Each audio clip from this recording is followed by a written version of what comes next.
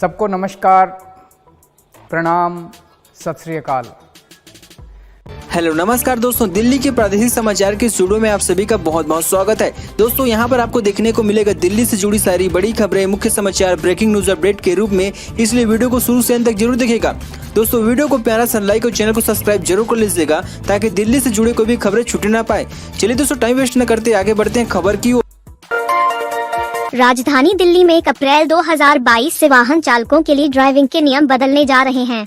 इनमें पहली बार नियम तोड़ने पर जुर्माना, दूसरी बार के लिए एफआईआर और तीसरी बार सजा का प्रावधान होगा। जानकारी के अनुसार दिल्ली के परिवहन मंत्री कैलाश गहलोत ने मंगलवार को दिल्ली विधानसभा में घोषणा की कि आगामी 1 अप्रैल से निजी बसों, मालवाहक वाहनों के लिए सख्त लेन नियमों को लागू किया जाएगा। कैलाश गहलोत ने कहा कि अगर कोई बस चालक बस लेन में ड्राइव नहीं करता है तो पहली बार अपराध करने के लिए उस पर 10,000 रुपए का जुर्माना लगाया जाएगा। अगर वह दूसरी बार ऐसा ही करता है तो बस चालक के खिलाफ खतरनाक तरीके से वाहन चलाने का मामला दर्ज किया जाएगा। परिवहन मंत्री ने बस चालक द्वारा तेज गति से वाहन चलाने के तीसरे और चौथे प्रयास के लिए सजा की भी घोषणा की। उन्होंने कहा कि अगर तीसरी बार कानून तोड़ा गया तो अपराधी का ड्राइविंग लाइसेंस रद्द कर दिया जाएगा, जबकि चौथे उल्लंघन के परिणाम स्वरूप निजी बस का परमिट रद्द किया जा सकता है। दिल्ली हाई कोर्ट ने 1 अप्रैल 2022 से राजधानी के सभी स्कूलों को 100% खोलने के दिल्ली सरकार के आदेश को चुनौती देने वाली जनहित याचिका पिल खारिज कर दी। याचिका में कहा गया था कि स्कूलों को तब तक नहीं खोला जाए जब तक सभी स्कूली बच्चों का पूरी तरह से टीकाकरण नहीं हो जाता। हाई कोर्ट ने मंगलवार को दिल्ली सरकार के उस आदेश को चुनौती देने वाली जनहित याचिका को खारिज कर दिया, जिसमें 1 अप्रैल से स्कूलों को 100% खोलने का आदेश दिया गया था। कार्यवाहक मुख्य न्यायाधीश विपिन सांघी और न्यायमूर्ति नवीन चावला की बेंच ने मंगलवार को उस याचिका को खारिज कर दिया, जिसमें कहा गया था कि हमारे अनुसार माता पिता अपने बच्चों को स्कूलों में भेजने के इच्छुक हैं। याचिका में शिक्षा निदेशालय DOE से यह सुनिश्चित करने के लिए निर्देश मांगा गया था कि स्कूल जाने वाले बच्चों के माता पिता को अपने बच्चों को कक्षाओं में भाग लेने के लिए भेजने के मामले में एक विकल्प दें।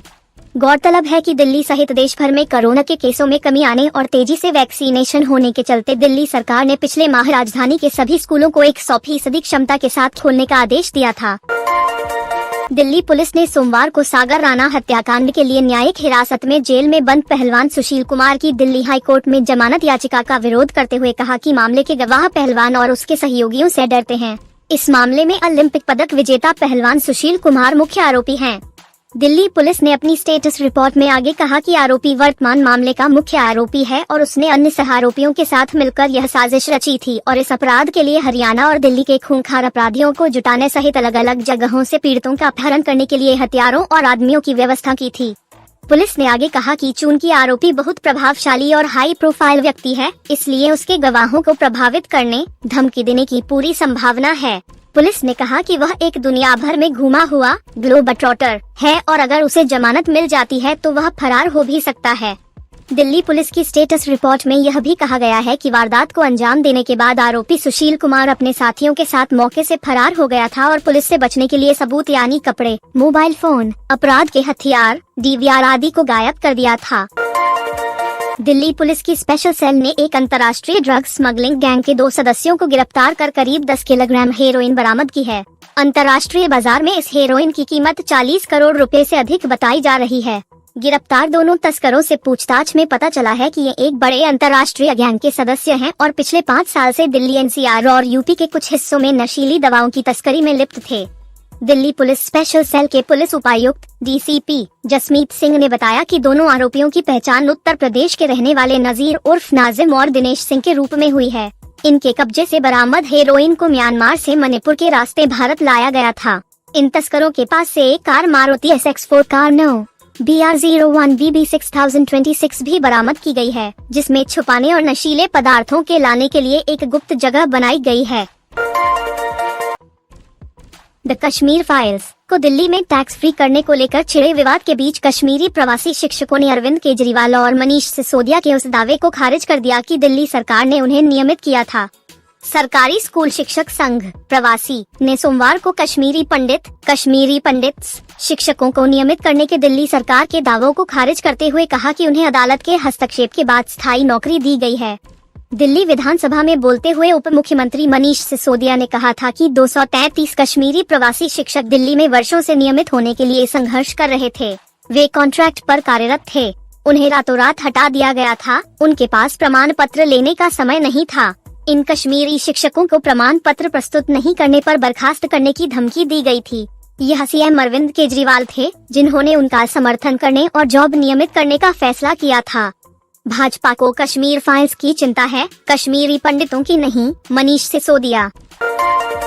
बाल अधिकारों की शीर्ष संस्था राष्ट्रीय बाल संरक्षण आयोग NCPCR ने राजधानी दिल्ली में बाल देखभाल संस्थानों से बच्चों के भाग जाने के मुद्दे के बारे में उसे सूचित नहीं करने पर दिल्ली सरकार से स्पष्टीकरण मांगा है। दिल्ली के मुख्यमंत्री अरविंद केजरीवाल ने शनिवार को प्रेस वार्ता में कहा था कि सड़क पर रहने वाले बच्चों के लिए 10 करोड़ रुपए आवंटित किए गए हैं और उनके लिए एक अत्याधुनिक स्कूल बनाया जाएगा, जहां उन्हें सभी सुविधाएं मिलेंगी।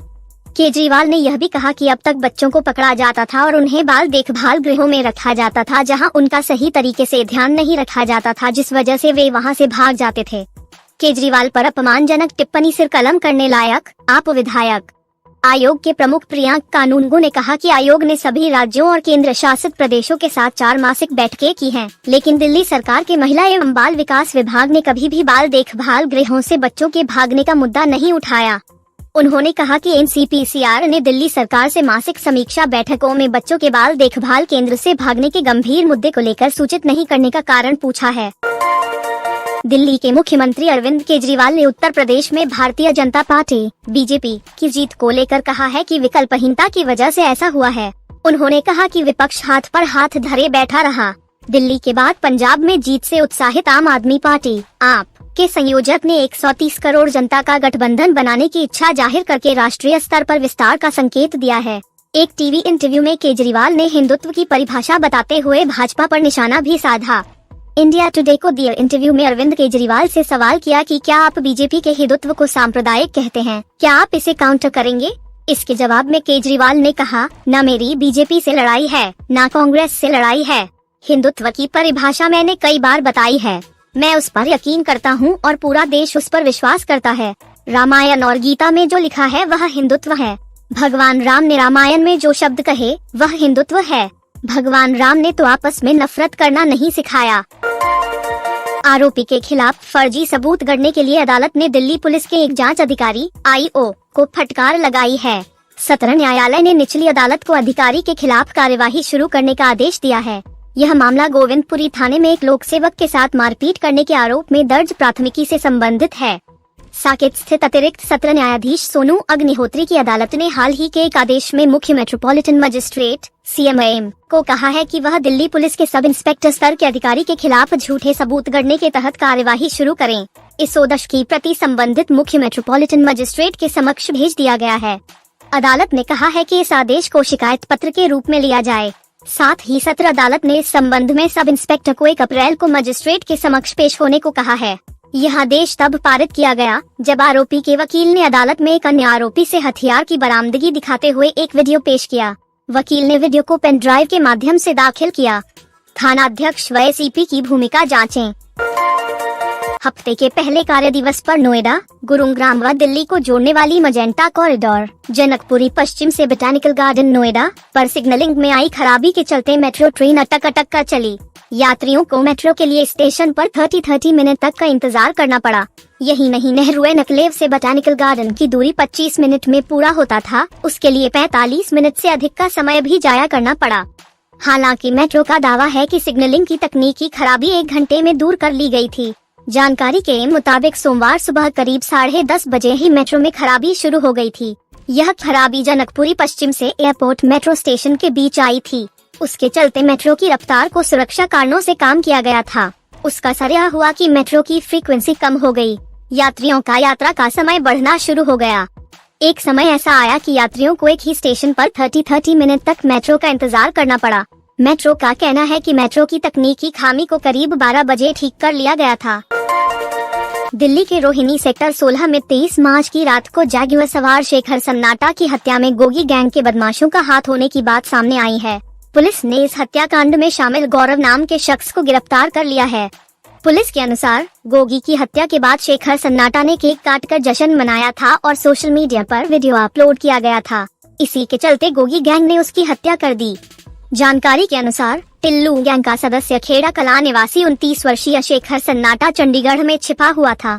दरअसल गोगी की हत्या के बाद उसके साथियों ने टिल्लू गिरोह के 2 सदस्यों को मार डाला था। इसके बाद से ही टिल्लू के बदमाश छिपे हुए थे, लेकिन 23 मार्च को शेखर महिला मित्र से मिलने जगुआर से दिल्ली आया था। देर रात के इनकाटजू इलाके में 1 दर्जन राउंड फायरिंग कर बाइक सवार बदमाशों ने उसकी हत्या कर दी थी। फुटेज से पहचान। जांच में पुलिस को कुछ फुटेज हाथ लगी, जिनमें हमलावरों की बाइक पर पीछे बैठे एक शख्स की पहचान गौरव के तौर पर हुई। गौरव भी शेखर के गांव का रहने वाला है।